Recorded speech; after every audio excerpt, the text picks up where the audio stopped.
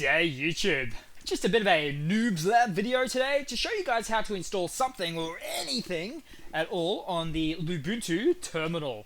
Now, I'll show you all that now, and I am not South American, or I think it's more correct to say South American, Southern States.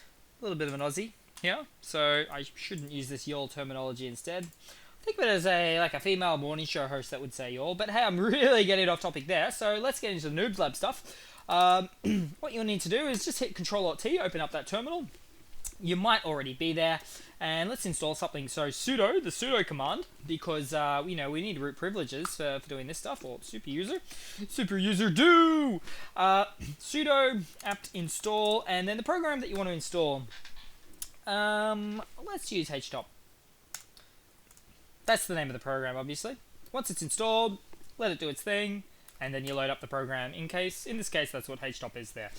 So that's pretty much it, guys. Like I said, Noob Lab video.